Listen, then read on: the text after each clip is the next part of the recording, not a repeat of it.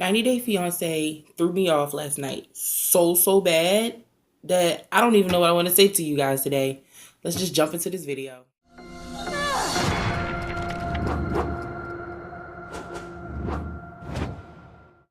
Hey, what's up, you guys? Welcome back to my channel, As Told by Key. If you are new here, welcome to my channel. If you like what I do, please give me a thumbs up, hit that bell notification, subscribe to the channel, and comment down below. If you're not new here, welcome back, family. Listen, so I want to explain. Let me fix the camera just a little bit for you guys. I want to explain exactly what 90 Day Fiance is for people who have not been with me or did not decide to take the time to watch my other videos, or if you're just finding this channel and you're not sure what 90 Day Fiance is because you don't watch a whole bunch of TV. That's possible. So 90 Day Fiance is a hit TLC show. It comes on every Sunday at 8 p.m.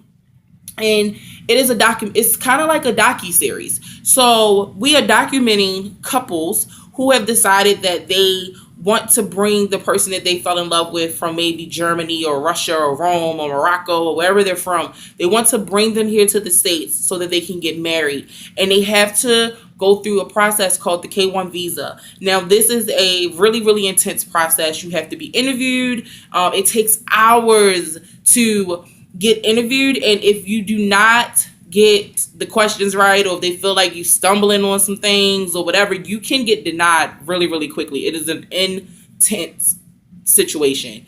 And basically what 90 Day Fiance is, they're following this process. They're following the love story. They're following the process of getting people here to the States so that they can get married and be together. So there are several couples that have done this. This is maybe the fourth or so season. It's a lot of spin-offs to it. So it's like 90 Day Fiance, 90 Day Fiance, Where Are They Now? 90 Day Fiance, Happily Ever After. So basically it is from the beginning to the end. Happily Ever After is seeing how they're living now and what's going on with them now and how they're going to go about the situation now. So I needed people to understand what 90 Day Fiance was, because I had someone ask me, are you talking about your fiance? And I'm like, no. And then I realized not everybody watches TLC. Not everybody's like a reality show watcher. So I wanted to just give a small breakdown of what it is and what it's about, just in case you're just stumbling across this and you're not sure what 90 Day Fiance is. So 90 Day Fiance is a TV show. It is a docuseries following 5 couples at a time, or maybe 7 couples at a time. It all depends on which one we're looking at. And they're basically just letting you see their lives as they go through the K1 visa process and how it is living when they do finally get their significant others here to the States, the difference in the cultures and how things are. So that is what 90 Day Fiance is. 90 Day Fiance Happily Ever After is the exact same thing, except for these couples are together. They are living together. I think there's only one couple on this specific season that are not necessarily together, but they have some plans, and I don't want to get into that just yet. So I just wanted to break down what 90 Day Fiance was so that we will all be on the same page. And again, it comes on TLC Sunday nights at 8 p.m. and it is a 2-hour long show as of right now. I don't know if TLC is going to keep giving us 2-hour long, like, because it's basically on from 8 to 10. So I don't know if it's going to stay like that. Usually TLC doesn't give it to us like that. Usually it's an hour long. They find something to kind of like splice that up, but I'm not sure. As of right now, it's 2 hours long. And yes, I sit through all 2 hours so that I can bring it to you guys later. So now that I've gotten that out the way and you're caught up on what 90 Day Fiance is, let's jump into 90 Day Fiance Happily Ever After and talk about some things. And again, I didn't write it down. There's no specific order. I'm going to do my best to not ramble for you guys. But you guys that have been with me for a while know how I feel about the show. So you know sometimes I'm going to ramble. I apologize in advance to people who are not used to watching me. But I've been watching this series since it came on. I have seen every single couple. And so I have like some feelings, some personal feelings about some stuff. So forgive me. And I'm going to put my glasses on. So if you guys see like a glare, that's what it is. It's my glasses picking up the nothing that's in my home that shouldn't be glaring. Basically the camera that's in front of me. So last night's episode of 90 Day Fiance, we learned some stuff.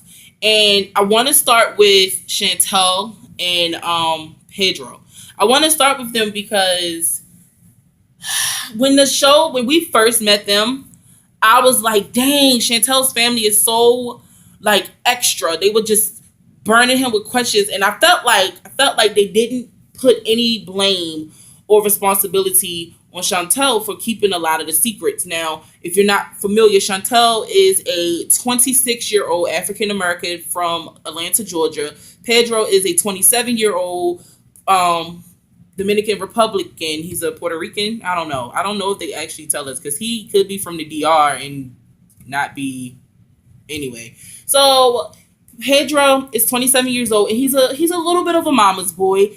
And when I first met them, Chantel was the one keeping a lot of secrets. She didn't tell her family about the 90-day process. She didn't tell her family that Pedro wasn't here on a school scholarship visa. She lied and said that that's what he was here for. She waited to the very last minute to decide that she wanted to disclose those secrets, and they blamed Pedro for that situation. Now, my problem with that was, at the time, was Chantel is her responsibility. It is her that one piece, there it is. It was her responsibility to inform her family, not Pedro's, especially because Pedro's from another country. He didn't speak English well.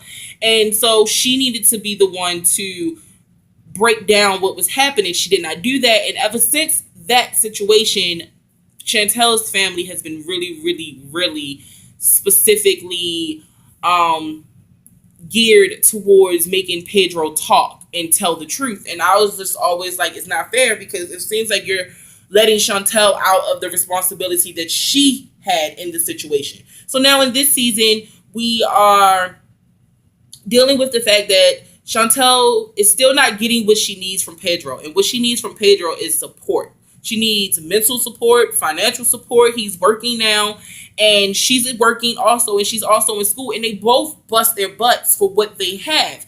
The issue is Pedro spends a lot of his money on himself, and he sends a lot of money back home to his family. Now, the issue that I have with that now that I didn't have before is I didn't realize how much money he was sending back home to his family every single month, when his mother works and his sister works, okay? So now we are with Pedro and Chantel. We are up to date, and we are on family vacation. This is the first family vacation Pedro has been on with Chantel's family, and he's already in a bad mood. He's already irritated. He feels like he's owed an apology, and this is all stemming from something that happened when they were in the DR for their wedding, and he feels like the family, Chantel's family, destroyed it when his mother and sister played a big part in it too.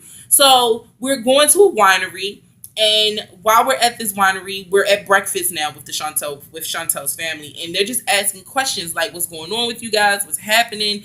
And the attitude that has changed from Chantel's mom is that she doesn't believe that Pedro is a part of the problem. What she believes is that his mother is running a marriage operation where she sets people up with pretty Americans or handsome Americans, and then you go to America, you get a good job, and you send your money back to the DR so that they can repurpose your money for whatever, bigger house, bigger car, TVs, or whatever it is. So Chantel's mother and father and brother and sister believe that Pedro's family, not Pedro's family is running this crazy operation where you come to the States, get married for maybe 2 years, and then get a divorce, and you go home. And in those 2 years, after sending back $600-700 a month, you have set up a life for yourself that was better than what it was before you came to America and you got that American dollar. So they're asking Chantel all these questions, and Chantel's like, listen, you need to ask Pedro. I don't know nothing about his family. I don't talk to them after the incident from the DR.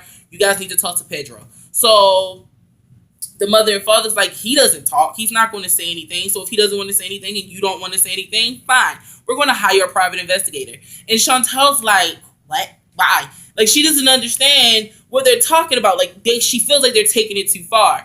And so she finally gets Pedro, who did not come to breakfast. She finally gets Pedro to come up so that they can leave to go to the winery. And they get to the winery, and they're just talking to Pedro. And they're like, oh, Pedro and Chantel, you guys are a beautiful couple. Now, for me, I feel like it has shifted because they see that Pedro's a hard worker. They see that Pedro, does whatever it is that he needs to do to get his dollar. But what they don't understand is, if y'all are working so hard, why are you still in a one-bedroom apartment kind of looking like you're struggling when you shouldn't be? You guys work a lot of hours, and Chantel's in school to be a nurse. Like, what's the problem? And so they're just concerned about them as a couple, and they're really putting a lot of the blame on Pedro's family. And at first, I thought they were crazy until Pedro got drunk. So when Pedro got drunk, Chantel's mother and father, Pedro's drunk, and she's like, "You guys are a beautiful couple." And Pedro just starts like stumbling over his words. He's like, I. And her mom's like, Chantel's mom's like, "Well, Pedro, go ahead and say what you got to say." And he's like, "I just don't understand why you guys you don't trust me. You still don't trust me. And you guys acted the way you did in the Dominican Republic. Like, I don't understand. Can you please explain to me?" And her mother was like, "Sure, we can explain to you." So before her mother could say anything, Chantel was like, "Listen, they were scared of the coyotes," which is odd because we are in Georgia and there are definitely coyotes down here. We have seen a couple of coyotes and foxes, big ones, honestly. And so it's just weird that they were scared of the coyotes in the DR because there's coyotes here in Georgia. But okay, she's like, they were scared of the coyotes and things like that. And Pedro's like, "Oh, come on. Do you guys really think I would allow something to happen to the family?" And he says to Thomas, Chantel's dad, like, "Thomas, do you really think I would let something happen to your family? Like, I would never let anything happen to Chantel or you guys in the DR. I would never let that happen."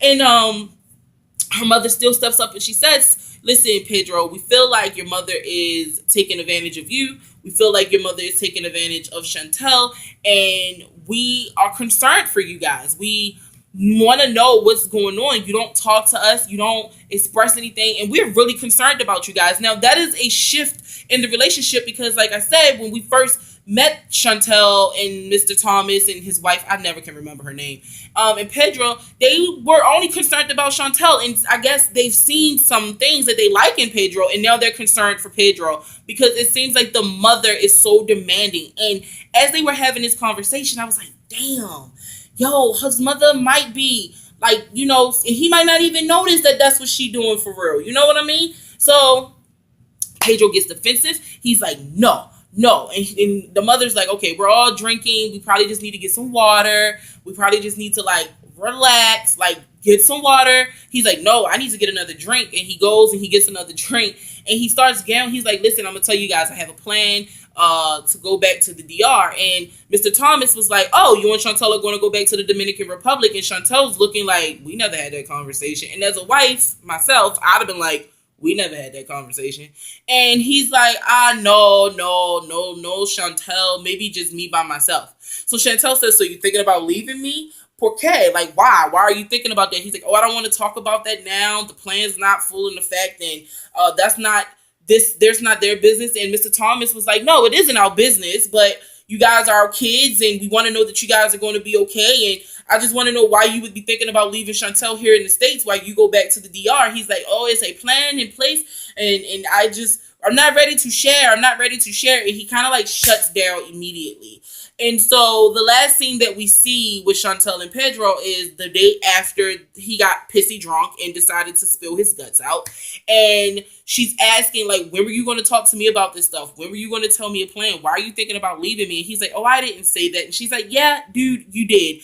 And I want to know what's the deal." So he discloses to her that he wants to open up a business over in the DR and that it would be cheaper to do so than it would be here in the States. I don't know how true that is, but I do know the United States, it is really, really high, and interest is a mother. So he's basically saying, "I want to take my money to the DR, open up a business. My family's going to run that business. I'm only going to go to the DR maybe for a week or two every 3 months just to check up on things, just to make sure everything is okay. Like, it's a family business. Like, I want to do this." And she's like, "Well, what about our family?" He's like, "You're part of the family business." She's like, "But I'm not going to be going back and forth to the DR. You don't think that you need to be there for a while to make sure that everything gets up and off the ground and is running smooth, like when you're financially backing this?" And he's just like, "Oh, don't worry, Chantel. I'm only going to be there maybe 1 week, and I come back to the States." And so Chantel gets really, really suspicious, and she gets really skeptical, and she starts to feel how her family feels about the whole situation. Like, there's more to the story. Like, Pedro may have been using her. And I'm not going to lie to you guys. I'm not even going to I kind of think Pedro might be using her just to get the money so that he can financially back this business with his family. And I feel so bad for Chantel because when I first started watching, it's like, I was like, oh, he's so sweet and he's just in love with her and it's not nothing bad. But now I'm not sure. I'm not sure if it's anything bad. I'm not sure if he's not using her. And we're not going to find out until we keep watching. So that's where I'm going to leave it with Chantel and Pedro. So I want to swing it to David and Annie. David is 47 years old. Annie is 26, I believe. And Annie is from Thailand. David is from the States. He went over to Thailand, just a little background story, just in case you guys don't know. He went over to Thailand after a divorce, and he spent 4 years over in Thailand, and now they are back in the States. David's best friend, Chris, and his wife, Nikki, has financially cut the man-child off financially, and they are now asking for rent and security deposits, and David now has to be a grown-up, and he hates it, and it's sad. And Annie is not lying to her mother, because her mother keep on asking about this dowry, and if you don't know what a dowry is, it's basically what you pay to marry a Thai girl. It is what it is. You do what you got to do, customs. And so they're starting to ask about this money, and they're like, David needs to keep his promise, because we let you go with him. And, it's just a lot. So we catch up with David, and David and Annie are out for lunch, and they're eating, and Annie's like, can we afford this? Because, David hasn't worked in a while, and he's like, I think we have enough money for lunch. And she's eating, and she expresses what I just expressed to you guys, that she talked to her mother, and her mother is not happy because they have yet to get the money, and she's concerned about her daughter, as she should be, because you let your child come to a whole nother country with a grown man, and he promised to take care of her, and now your child sounds like she is completely unhappy, and you're concerned as a mom, and she wants her money. And so David starts like this amazing speech, like he should be a politician. He's like, I just need you to believe in me because I believe in me, and I believe that I can do this. I just need you to have my back, and I just need you to this and this and this. And David just throws out this speech, and I was just like, yes, David, that speech is amazing, David. Yes. Say it, David. I don't believe you because you've been here for 6 months, David, and you still haven't gotten a job, David, but okay. And he starts bragging about how he was this like really big time guy before he went to Thailand 4 years ago, and how he's overqualified for these jobs. And I'm just like, a job ain't gonna take an overqualified person. Now, it's up to you if you're going to take the dinero that they're going to offer you. But, like, what job's not going to take you if you're overqualified? That's less training I got to do. And he's like, they're not taking me because I'm overqualified. And I was just like, sure, David, that's what it is. You're overqualified. And then we watch his interview. He goes to this young guy named David, who's a politician, and he's in that world. And young David takes old David into the office, and they're having this conversation, and immediately, if I was a manager, bruh, I would have been like, dude, what? So David just starts saying, he's like, oh, I remember when you, like, young David was telling him, like, I remember when you were, like, all in the politician world, and dude, like, he just seemed like he was impressed, like, he was going to hire him, until David started talking. So David's like, well, let me explain to you what happened. Old David. This is old David. Let me explain to you what happened. I went through a divorce. It was really nasty. I fell on some hard times. I had to move to Thailand. God. I had to move to Thailand. And while in Thailand, I was doing this and this. I was in marketing and doing this. And I met Annie, 25-year-old Thai woman. I met her. And we decided that we were going to get married. And I was like, well, if we're going to get married, we should go over to the States. And he's just rambling on about it. And he just told this guy his entire life story. He's like, and so young David was like, well, David, let me ask you, what drives you? Like, what is it? Why do you want to get back into this right now? And old David says, I have a 26-year-old wife that I have to make happy. And the only way I can make her happy is if I start working. So, of course, family's first. But as far as my career is concerned, and I'm just like, did you just say that, dude? You don't say that at an interview. You never say that at an interview. When someone in a position of hiring you says what drives you, the last thing you want to say is because I have a 25-year-old wife.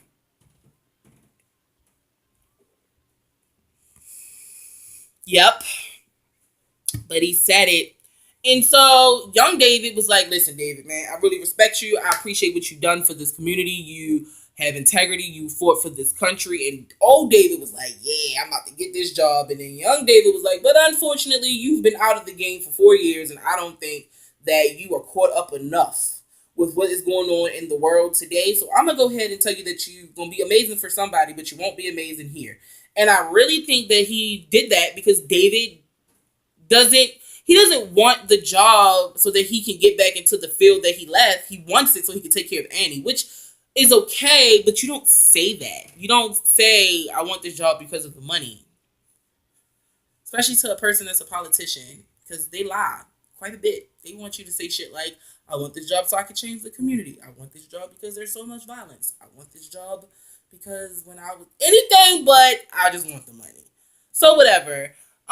Then as David is walking home, it fades to the red screen and it lets us know that David's son Jacob was shot in the face, which a lot of us that watched the show already knew.